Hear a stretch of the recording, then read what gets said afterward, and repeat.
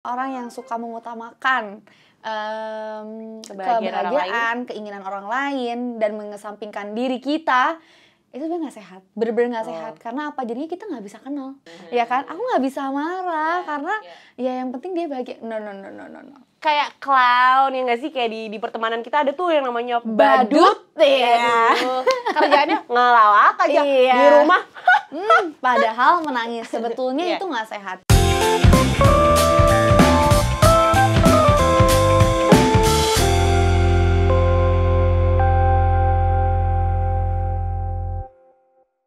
Halo teman dadas, selamat datang di Waktu Senggang. Gak ada suaranya, ngomong weh. Kenalin, gue Aginta. Gue bakal nemenin lo semua di setiap episode Waktu Senggang. Waktu Senggang adalah konten terbaru Dana yang bisa kamu saksiin di YouTube channel Dana Indonesia. Nah, Waktu Senggang ini bakal ngebahas banyak banget topik-topik menarik tentang lifestyle, hobi, finansial, makanan, banyak banget deh. Dan kita bakal ngebahasnya yang seru-seru aja, oke? Kali ini kita bakal ngebahas sebuah topik yang lumayan familiar ya, yang udah sering banget nih kita denger di internet, mungkin juga obrolan sama orang tua, sama teman-teman, yaitu tentang mental health atau kesehatan mental. Sebenarnya kesehatan mental itu apa sih? Dan seberapa penting kita untuk tahu soal kesehatan mental itu? Hari ini gue, Aginta, gak bakal sendirian. Gue bakal ngobrol sama salah satu teman kita nih. Dia juga adalah pelaku seni. Terus dia juga adalah lulusan psikologi di salah satu universitas ternama di Jakarta. Namanya adalah Sasha Safa. Halo Sasha. Halo Kak Ginta. Hai, apa kabar? Baik banget. Baik ya? Gimana? Luar biasa. Luar biasa. Okay. Gimana nih abis lebaran kayaknya shining, shimmering? Abis lebaran naik berat badan ya. Nggak apa-apa kan? Self love, it's okay. Oke, Sasha, kita tadi aku udah ngenalin kamu sebagai orang yang peduli tentang kesehatan mental. Boleh tahu nggak sih sebenarnya kenapa sih kamu bisa sampai peduli gitu sama topik ini? Kan lumayan sensitif ya topik ini. Betul. Jadi awalnya tertarik untuk mendalami kesehatan mental itu sejak kelas 2 SMA. Awalnya itu karena nonton film Split, kalau kalian tahu. Itu kan kalau nggak salah yang kepribadiannya banyak itu kan. Betul. Tahu-tahu jadi anak kecil, tahu-tahu jadi cewek, cowok gitu ya. Namanya DID. Nah dari situ mulai penasaran nih sama yang lain-lain. Oh ternyata tuh manusia bisa begini ya, begitu ya. Dan akhirnya mama aku juga bilang kayak kamu kan people person nih Kak gitu. Coba aja kali ya kalau untuk masuk ke ranah psikologi, maybe you will like it. Dan ternyata terjun dan bahkan cita-cita aku nih, aku harus punya satu klien yang seperti itu kelak. Whatever it is, I want to gue pengen cita-cita loh. Itu cita-cita mau jadi apa? Astronot? Enggak. Mau punya pasien yang punya 12 kepribadian. Oke. Nah, kalau soal sayangnya ya, suka menjadi bercandaan ya kan? Suka mungkin orang-orang banyak juga yang kita dengar kayak self-diagnose. Self-diagnose kayak gitu-gitu. Dan suka kita sering pakai terms yang dipakai, dibercandain. Misalnya salah satunya anxiety. Iya nggak sih? Itu sering banget dengar kata anxiety. Lo tau nggak sih anxiety itu sebenarnya apa sih? Kalau menurut American Psychology Association, jadi menurut APA, kecemasan itu tuh sesuatu perasaan yang ditandai dengan tegang, perasaan takut, khawatir, dan lain sebagainya lah. Dan itu salah satu emosi manusia. Jadi emosi manusia ada 5, tapi salah satunya itu ada sedih. Nah sedih itu juga bisa dari kecemasan, takut pun dari kecemasan gitu. Jadi dia tuh kayak anak-anaknya lagi. Nah kalau misalnya ngomongin itu berarti apakah kita secara otomatis nih tubuh kita bisa tiba-tiba ada respon sesuatu nih kalau misalnya kita ketemu sama hal-hal atau kejadian-kejadian yang bikin kita cemas misalnya. Apakah ada respon tubuh yang tiba-tiba gimana gitu? Jadi gini, setiap orang tuh punya emosi, 5 emosi nih. Dan itu wajar. Dan ketika ngerasain cemas itu ada namanya respon tubuh. Respon tubuh itu ada banyak. Ada deg-degan, ada keringat dingin, keringat di sini, ada shaking. Orang bilangnya bahasa kerennya kayak shaking atau gemetar gitu. Nah, itu namanya psikosomatis atau respon tubuh. gitu.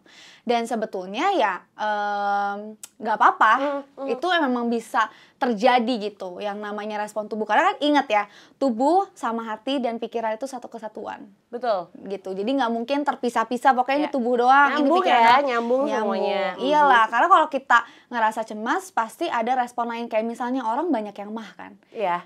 Mah itu salah satu respon dari cemas loh. Iya, banyak yang bilang kan stres Iya. tuh kan, mah Iya. itu karena stres. Stres juga, cemas juga, takut juga, intinya semua tuh lead. Nah, kalau ngomongin itu, berarti tadi kamu bilang natural, itu semua nyambung. Berarti sebenarnya nggak bisa dicegah dong? Apakah bisa si cemas tersebut? Dicegah nggak bisa Nggak bisa sayangnya. dicegah. Kalau bisa saya juga mau ya, tapi nggak bisa Cemas nih itu nggak teman-teman. bisa Jadi dicegah. kalau Oke. misalnya bisa diatasi atau dikontrol. Dikontrol. Cara ngontrolnya banyak sih. Kayak misalnya aku pakai contoh zaman sekarang ya gitu. Kayak misal karena kita hidup di zaman yang serba cepat, apalagi kemarin pandemi. Dari pandemi, transisi pandemi aja bikin shock gitu kan. Nah, shock itu bisa bikin cemas-cemas kayak ini kapan selesai ya? Sekarang aja masih banyak pertanyaan Ini kan. bakal muncul lagi nggak ya tiba-tiba Iya, nih? apakah ada varian baru? Itu pun Iya, bisa bikin cemas betul. gitu kan. Terus juga dengan zaman yang tiba-tiba serba online, Iya. kuliah, kerja, terus juga Instan. instan. Everything is instan. Aplikasi makin banyaknya instan, Betul. tapi juga ada beberapa hal yang di dalam aplikasi ataupun situs ya, situs deh. Jadinya ngerasa kayak, aduh ini beneran gak sih Iya. gitu. Jadi memang untuk mengatasinya kalau yang hal-hal seperti itu ya coba cari informasi sebanyak-banyaknya mengenai kalau misalnya penyakit kayak COVID ini apakah ada varian baru, cari informasi. Kalau nggak mau cari informasi coba jaga diri. Secara sederhana untuk bisa mengolahnya gimana, coba diem dulu. Kalau kita banyak gerak lagi cemas itu Iya. karena nggak statis. Iya, gitu, benar. disadari, diterima, lalu diproses gitu. Bisa dengan nafas, bisa dengan berpikir lebih baik lagi gitu. Iya, Gitu betul. sih. Kalau kata Tulus ya, hayati alur napasmu. Cenah. Asik, Ya, sih, Kak. nah, gitu. Pelan-pelan ya, tarik napas, Pelan-pelan. Bun. Tapi bener tadi kamu ngomongin soal aplikasi, soal internet. Iya, iya. Itu tapi sebenarnya kalau misalnya teman Dana tahu ya, kalau OTP, terus habis itu PIN juga mungkin face verification, itu tuh sebenarnya sesuatu yang melindungi kita sebenarnya. Yes. Mungkin kalau kita nggak tahu, kita nggak punya knowledge apa-apa, mungkin bisa kayak, ih apaan nih? Tapi kalau kita udah tahu, oh fungsinya ini untuk ngelindungin aplikasi kita supaya nggak ada orang lain yang bisa masuk, kita jadi tenang. Oke, tadi kita udah ngebahas ya Syah, soal kecemasan, soal ternyata itu nggak bisa kita hindari gitu ya. Kalau itu muncul, kita hanya bisa olah. Mau tahu deh cara sederhana, tips yang praktis supaya bisa kita lakuin untuk jaga kesehatan mental kita. Oke. Itu apa ya? Makan yang cukup, tidur yang cukup, minum air yang cukup. Karena apa? Balik lagi, tubuh, pikiran, dan jiwa kita tuh satu kesatuan. Jadi ketika misal, kalau begadang mulu 5 hari berturut-turut gak tidur-tidur, pasti ada sakit perut, sakit kepala, ya kan? Tiba-tiba sakit, pilek, dan lain-lain. Belum juga jadi cranky. Belum juga, iya, moody gitu moody. ya kan. Kalau perempuan biasanya PMS moody kan. Moody. Nah itu kan dari tubuh sebetulnya. Betul. Gitu, mempengaruhi ke yang mana kesehatan mental kita. Selain itu nih, apa aja sih dari untuk bisa menjaga kesehatan mental secara sederhana adalah untuk tahu kapabilitas kita sebagai manusia, sebagai individu, aku, kamu, itu seperti apa. Kayak kita orangnya seperti apa, butuhnya apa, karena semua orang beda-beda. Setiap orang cara untuk menjaganya beda-beda, tapi sesederhana mungkin, ya itu tadi, makan, minum, cara menjaga kehidupan dan tubuh itu harus juga dengan baik. I see. Gitu. Berarti tadi selain cara-cara yang lumayan normal untuk kayak menjaga kesehatan in general, berarti kita juga perlu kenal sama diri kita sendiri ya. Kita perlu kenalan nih sama knowing kita. ourselves. Gitu. Dulu nih, ini cerita sedikit ya. Dulu aku itu people pleaser atau mengutamakan kebahagiaan atau keenakan orang lain. Sama banget lagi. Nah, sebetulnya orang-orang yang suka mengutamakan kebahagiaan, keinginan orang lain, dan mengesampingkan diri kita, itu sebenarnya nggak sehat. Bener-bener nggak sehat. Karena apa? Jadinya kita nggak bisa kenal. kita siapa kita nggak tahu, kita sukanya apa, suka loh, kita nggak tahu nggak sukanya apa, terus kayak ya tapi aku nggak bisa marah. Ada yang gitu kan? Ada kan? Ada siapa yang kayak gitu? Ya kan? Aku nggak bisa marah karena ya yang penting dia bahagia. No. Kayak clown ya nggak sih, kayak di pertemanan kita ada tuh yang namanya badut. Iya. Kerjaannya ngelawak aja di rumah. Padahal menangis sebetulnya itu nggak sehat. Jadi semenjak aku tahu aku itu seorang yang people pleaser, jadinya aku berusaha nih, oh ya kayaknya gue harus mencari tahu nih, gue tuh siapa sih, gue sukanya apa, dan gimana cara gue marah. Dulu gue bisa marah. Gue bener-bener kalau marah tuh diem. Gak bener dong, kayak maksudnya diem atau tiba-tiba meledak, dan itu yang salah. Jadinya ketika udah tahu nih, oh kalau marah tuh harusnya begini loh, oh cara ngontrol emosi tuh begini loh, oh aku sukanya ini loh. Jadi tipsnya apa? Tipsnya tanya, lo ngomong sama diri lo. Self talk, kita perlu self talk. That's it ya. Jadi kita tanya, sukanya apa sih? Ini kenapa sih kayak begini? Kenapa ya aku begini? Kenapa ya nggak bisa marah? Nanti cari tahu pelan-pelan. Tapi itu prosesnya lifetime sih. Kadang aku juga masih ada people pleaser-nya ada. Cuman ya itu terus berproses aja, karena sampai kita mati kita tidak mungkin tidak berusaha untuk mengenal diri sendiri, karena setiap hari kita berubah. Karena dari perubahan itu coba dikenalin lagi gitu. People change. It's betul. Valid loh. Tapi sayangnya ya Syah, sayangnya lagi nih, belum tentu nih pertemanan kita, keluarga kita itu peduli sama yang namanya kesehatan mental ini. Ih apaan sih misalnya kayak gitu. Apaan sih kamu nggak penting banget ngomongin kayak ginian. Apa yang kamu lakuin? Apa yang bisa kita lakuin nih kalau kita ketemu orang-orang yang skeptis soal itu? Oke. Ini memang susah ya, karena ini masih jadi PR untuk semua praktisi di bidang kesehatan mental. Mau itu dari psikologi maupun dari kedokteran kejiwaan. Kalau kita bilang psikiater. Nah itu tuh masih jadi PR. Cuman kalau cara aku pribadi, satu edukasi pasti. Kedua coba pelan-pelan menunjukkan gitu loh, kayak aku ke keluarga aku. Nanti lama-lama mereka akan tahu kayak, oh ternyata penting ya, oh ternyata gue juga ada nih misalnya anger issue, atau oh ternyata aku juga nggak sabar karena ini ya. Jadi mulai paham. Cuman itu kan capek ya, lama ya. Jadi kalau orang nggak sabar, nggak lewat tuh. Kayak nggak akan kayak gimana ya, mungkin jadi aduh capek gimana ya, kayak mendingan gue dulu nih gitu. Kalau emang bener-bener nih lingkungannya nggak bisa dikasih tahu, lingkungannya nggak bisa ditunjukin, nggak bisa memberi pengertian, coba seeking for help ke orang-orang yang mungkin mengerti. Mengerti dalam arti ya mungkin orang yang lebih dekat. Kalau yang lebih dekat gak ngerti lagi, maybe you have to seeking for help ke professional help seperti psikolog maupun psikiater. Nah tadi seperti tadi kau bilang, kalau misalnya kita perlu sampai kontak ke profesional, sama juga kalau misalnya kita transaksi di Dana, ada masalah, butuh bantuan, bisa langsung hubungi pusat resolusi di aplikasi Dana, langsung aja cut gitu bisa itu ngobrol. Professional help juga di Dana. Nah tadi kita udah bahas, seru banget sih Syah. Asli kayak ini membuka wawasan untuk saya pribadi, Aginta ya di sini, dan juga teman Dana yang ada di mana aja ya. Nah, terima kasih loh Sasha udah ngobrol-ngobrol. Tapi ada yang masih mau aku tahu nih. Aku penasaran ya. Tadi kan kamu bahas kalau kecemasan itu gak bisa dicegah gitu. Hanya bisa diolah gitu. Apa sih yang kita bisa lakuin kalau itu terjadi? Cara utamanya adalah bernafas. Ini simple banget kan? Jadi kalau untuk kita nih yang lagi sibuk ataupun di tengah-tengah keramaian di masyarakat atau publik, terus ngerasain cemas atau ngerasain gugup secara tiba-tiba, coba nafas. Jadi bisa nafas secara normal, karena biasanya kita itu nggak sadar kalau kita nggak nafas secara normal. Kerja aja, tapi nafasnya tuh nggak bisa kita rasakan secara sadar. Atau kalau orang bilang latihlah mindfulness. Pernah dengar? Betul.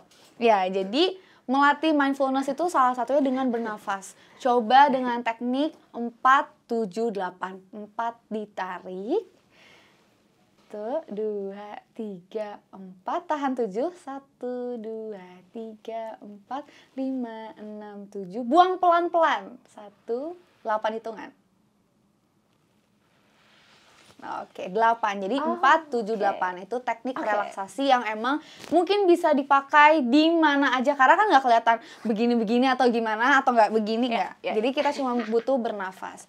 Bisa juga dengan cara lain sih. Bisa dengan self talk. Karena self talk itu sebetulnya salah satu cara untuk bisa kita mengingat ke diri kita kayak, hayo kenapa cemas, hayo kenapa deg-degan gitu. Jadi merefleksikan ke diri kita lagi gitu. I see. Berarti bernapas ya. Tadi Bernafas. sangat sederhana adalah bernapas. Dan aku kemarin sempat lihat konten, aku lupa siapa. Pokoknya intinya adalah orang-orang suka bilang tarik napas, tapi ternyata juga penting hela napasnya itu juga ya.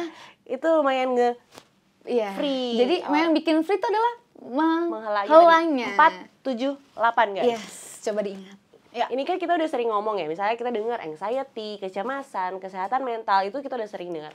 Tapi masih banyak yang suka menganggap itu remeh gitu kan. Ya. Nah, mungkin mereka bingung nih, aku harus gimana? Ya, cerita ke siapa? Ngomong sama siapa? Gak ada yang dengerin aku, gak ada.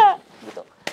Itu gimana sih? Teruntuk teman-teman yang sering ngerasa kayak gue nggak tahu mau cerita sama siapa, gue nggak tahu harus gimana cara ngerilis hal-hal yang sebenarnya mengganggu, misalnya kayak cemas, takut dan lain-lainnya.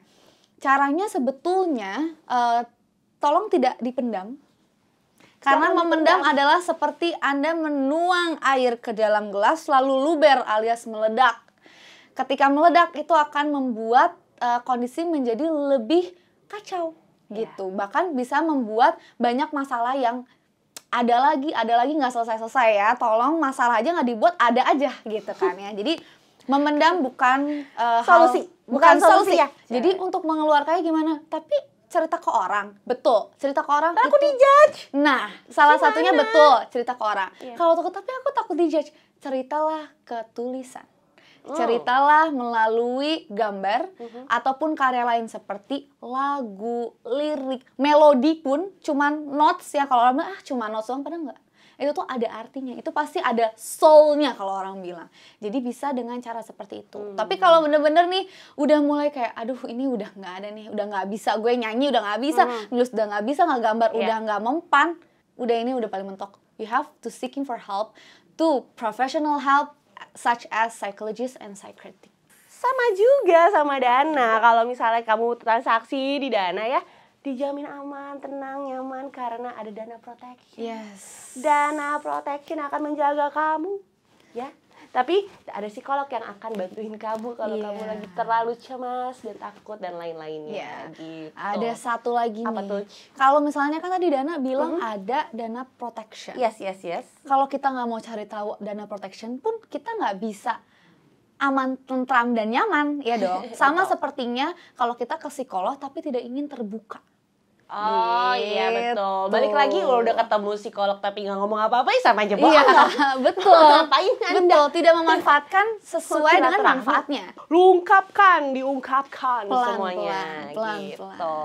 Wah, Sasha, Safa, Bustomi, terima kasih waktunya. Sama-sama. Sangat menyenangkan ngobrol sama Sasha hari seru ini. ya, seru. Seru banget, kayak ini adalah topik yang sangat familiar sebenarnya, tapi kita sebenarnya belum banyak yang benar-benar tahu ya soal kecemasan, takut, dan kesehatan mental ini. Terima kasih banyak Sasha, semoga sukses selalu. Amin. Semoga bisa tercapai cita-citanya bertemu dengan pasien tersebut.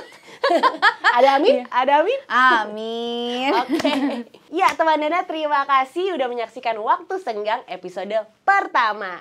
Jangan lupa untuk menerapkan tadi tips-tips dari Sasha tentang kecemasan, dan pastinya supaya bebas cemas transaksi pakai Dana ya, karena kamu akan merasa aman, nyaman, dan tenang. Oke guys, sampai ketemu lagi di episode-episode selanjutnya. Dadah. Bye. Aginta signing out.